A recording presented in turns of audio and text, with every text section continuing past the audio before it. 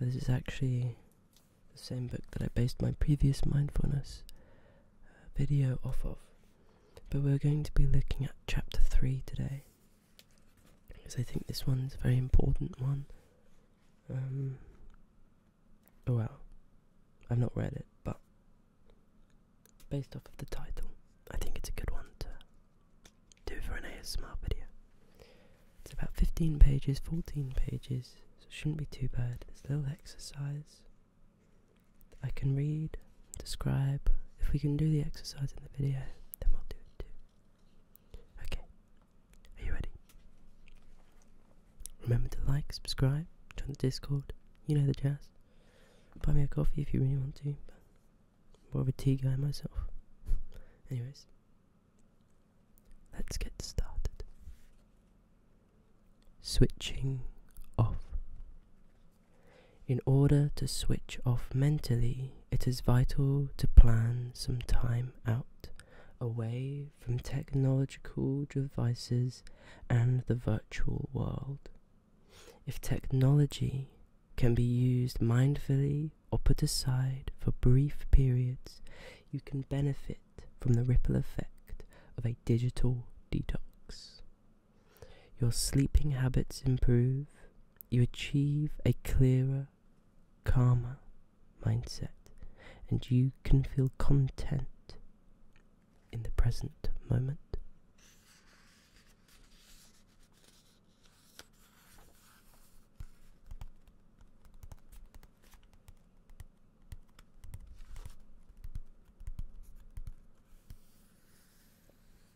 Using the internet productively.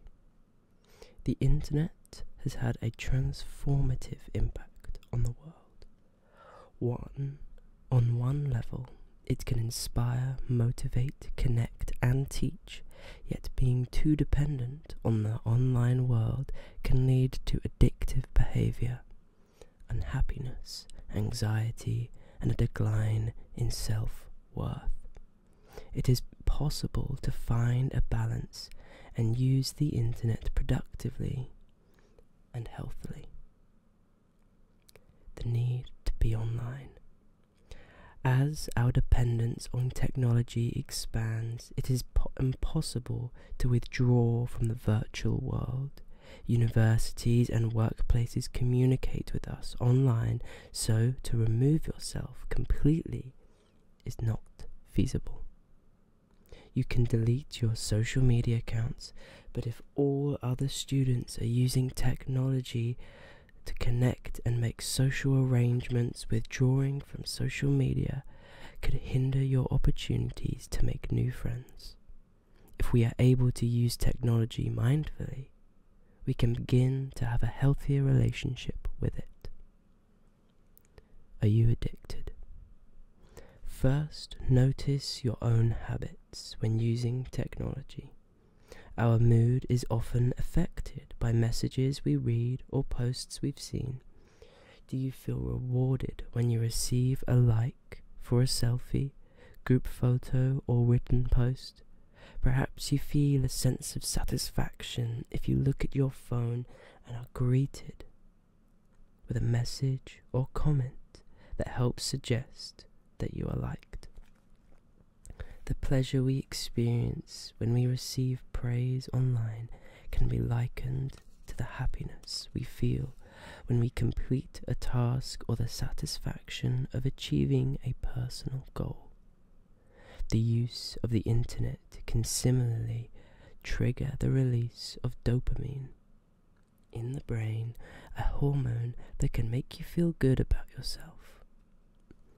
Often we are so consumed with our internet use that we sacrifice the natural rhythm of our breath. If we are totally absorbed in what we are reading, writing, or posting, we may hold our breath or breathe shallowly. This can happen when we are giving our full concentration to anything. But if we are restricting our breath, we are restricting our minds and bodies. We begin to feel tense with clenched jaws, tight shoulders, and poor posture. Likewise, by stopping the flow of our breath, we may be stopping the flow of our creativity or closing our minds, giving us a narrow and limited perception of what we are looking at online. Focusing on how you breathe as you tap or scroll will help you to feel more relaxed and will affect how you choose to respond and communicate. You could dedicate your first 5 minutes in the online realm to being mindful. Pay attention to how you breathe, the sounds in the room, and how you feel physically. We can also take advantage of the mindful moment that flourishes online. There are numerous podcasts dedicated to meditating and encouraging us to step out of our heads. If I have trouble falling asleep, I listen to a mindfulness meditation for sleep online, which helps me relax. Once you see how much is out there to help people who struggle with winding down, you can be reassured that you are not alone with your overreactive mind or sleep problems.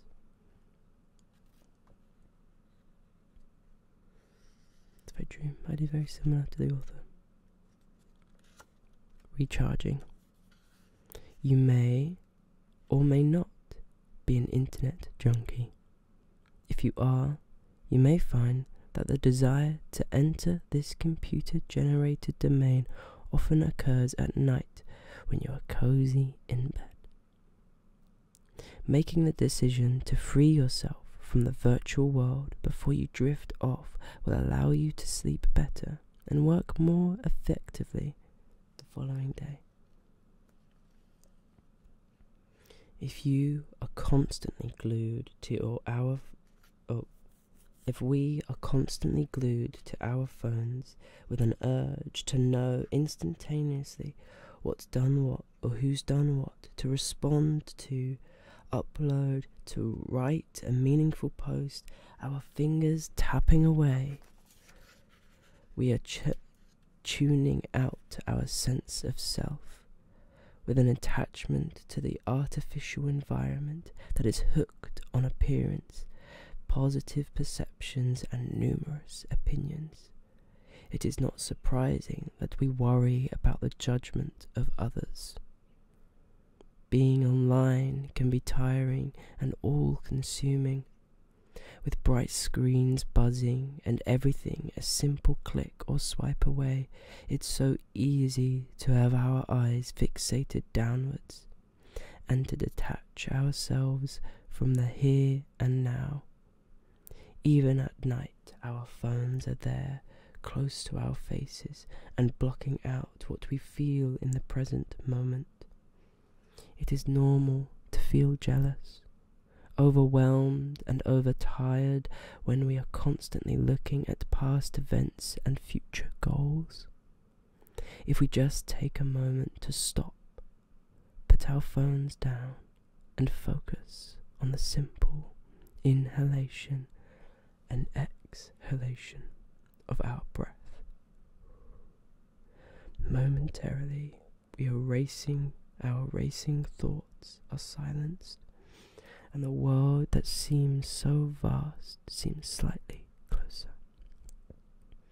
Although we are aware that bed is supposed to be the place for peace and serenity, it is here our minds often feel most active, knowing that if we sleep well, we feel well, doesn't necessarily mean we are able to use this insight when our heads hit the pillow.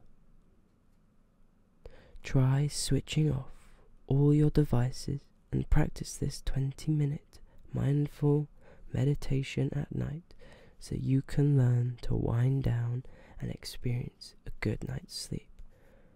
Before you start, ensure that you are comfortable in your bed, lying on your back with your legs and arms uncrossed, palms facing downwards. going to read. This is a 20-minute meditation. I'm going to read it. We won't take part. Well, you can take part. You can listen to me. But I will continue once I've finished reading. Take in the information and continue the meditation while I continue to read. Okay? Mindfulness exercise, body scan, meditation, 20 minutes. Feel the weight of your body sinking comfortably into the mattress. Bring your attention to your breathing, observing your inhalation and exhalation. You will now move through each body part, breathing into it. Be aware of any sensations, such as aches or tingles, and accept them. It doesn't matter if you don't notice anything at all. Bring your attention to your big toes.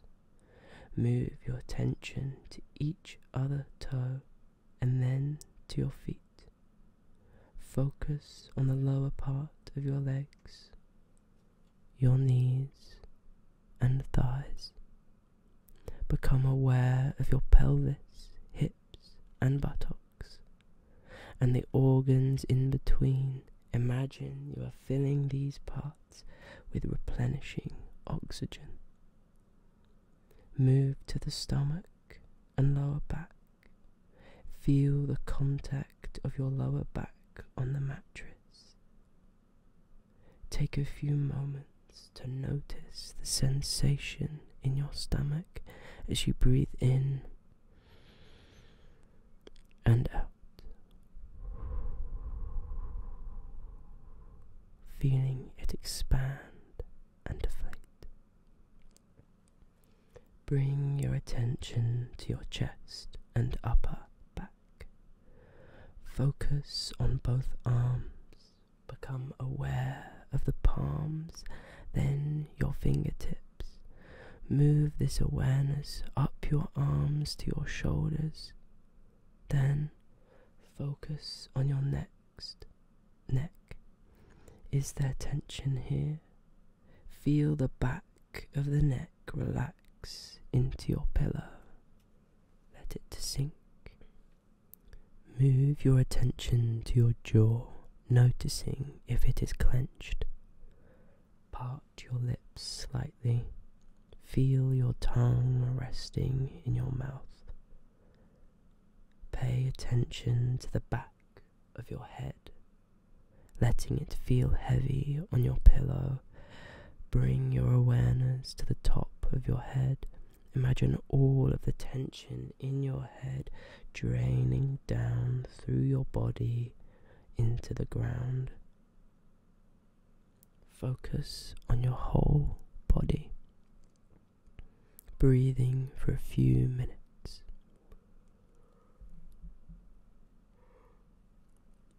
Think to yourself, my entire body is now comfortable and relaxed. With your mind focused on your breath and body, use this sense of stillness to drift off into a peaceful, restful sleep.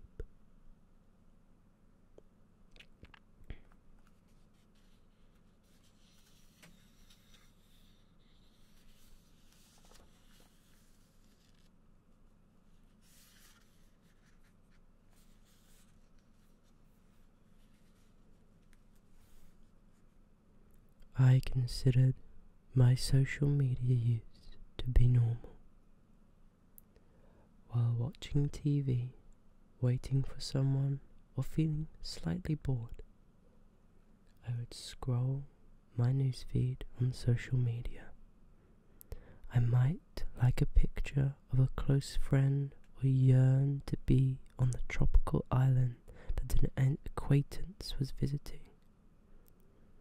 I would look with aimless affection, not really caring what was posted, but still unable to remove my scrolling finger and wandering eyes. Often I would find myself online, and it would be around 10 minutes before I realised that I had been an active participant on my sites. My mind and body seemed to operate on autopilot. Pick up phone, check phone, purposelessly absorb other people's lives, put down phone, feel slightly agitated, not fully sure why, then repeat the process 15 minutes later. I knew it was pointless, and each time I did it, I reprimanded myself. Why are you spending so much time online? Get off it. What are you doing? Yet the compulsion continued. The trouble with social media sites is that they are bursting with fake news.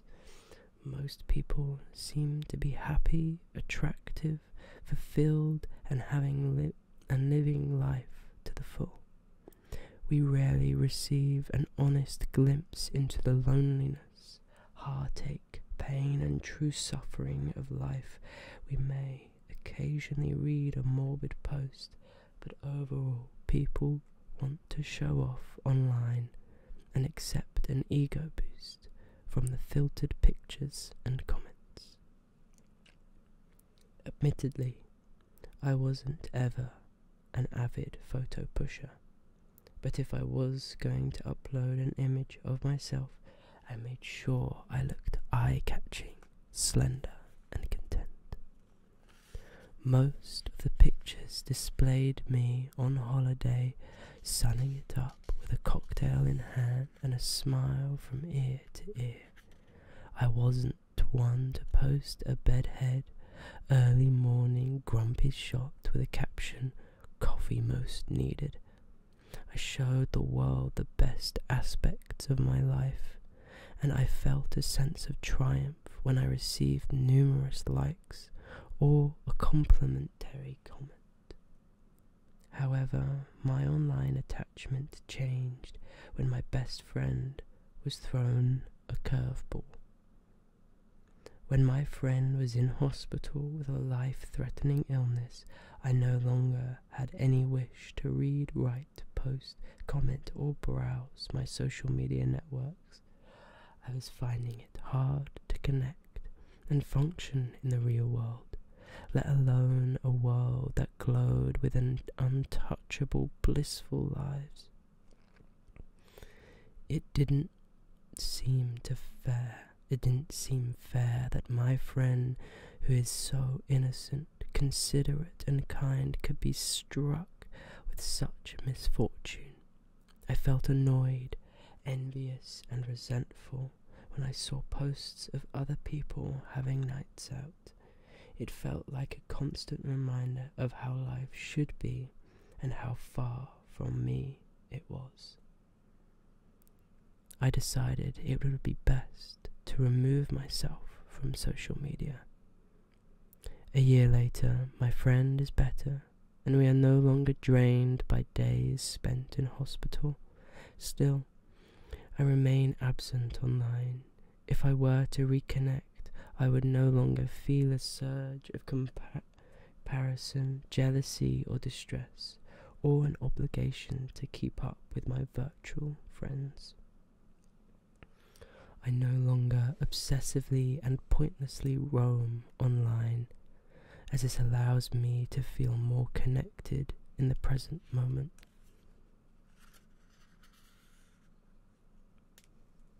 Morning mindfulness.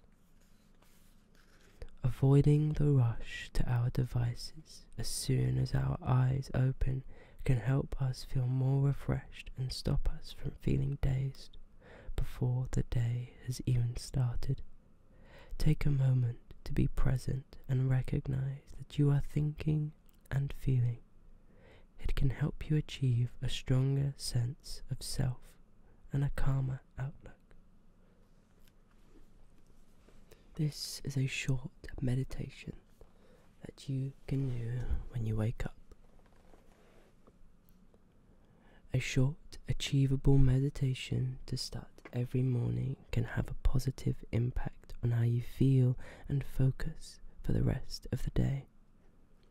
Slowly open your eyes as you wake up.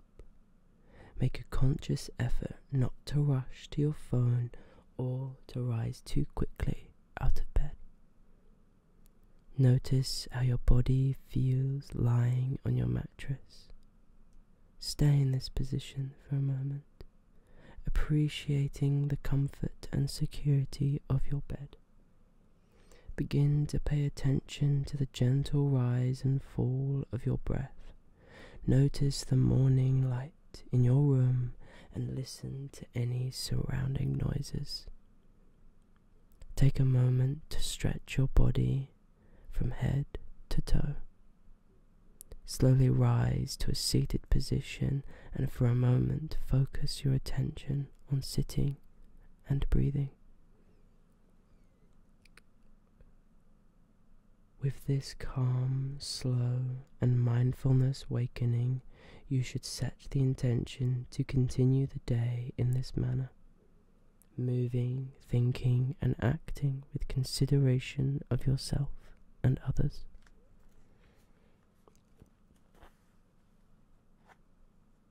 That's the meditation.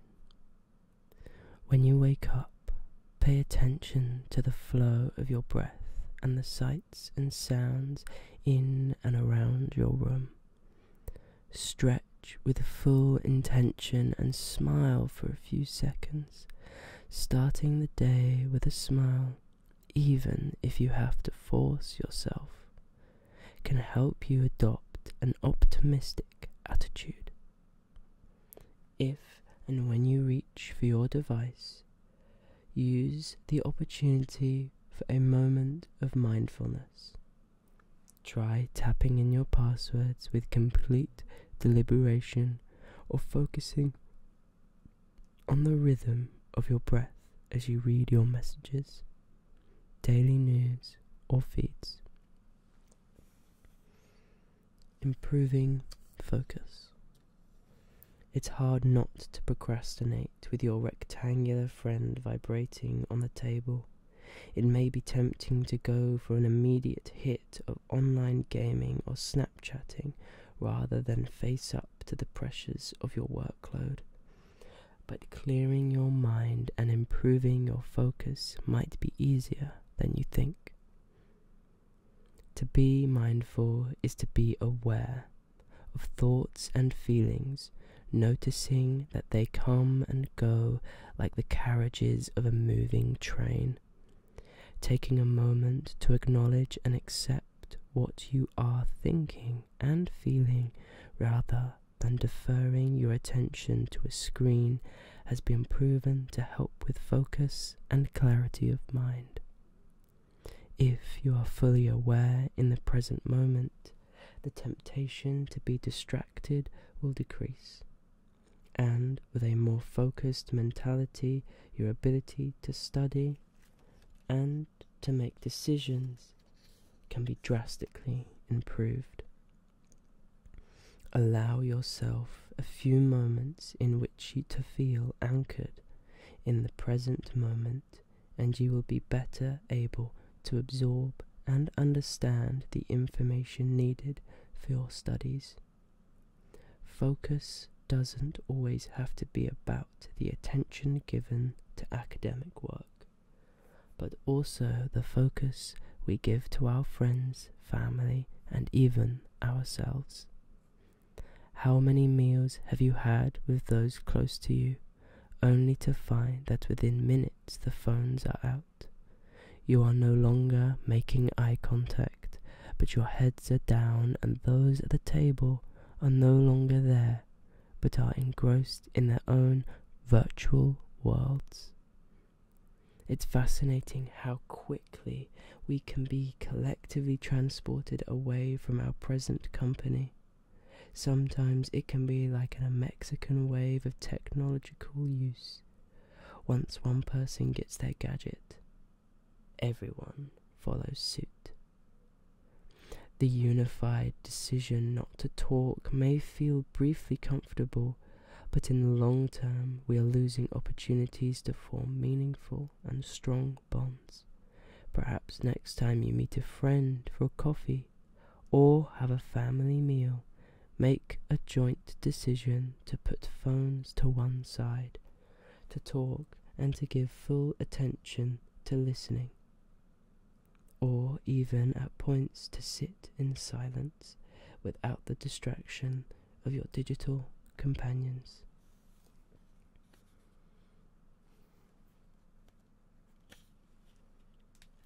Okay, so for the final part of this video, I will be giving you the final mindfulness exercise. This one is about avoiding distractions. It takes 5 minutes. We can concentrate for only approximately 20 minutes at a time. So when you are studying, give your eyes and the brain a break every 20 minutes. By looking away from your computer or book, bring your attention to the sensation of breathing for a few minutes and you will feel refreshed. If you are using a device, move away from it or put it to sleep. Wherever you are sitting to study or work, take a moment to recognize how your body feels.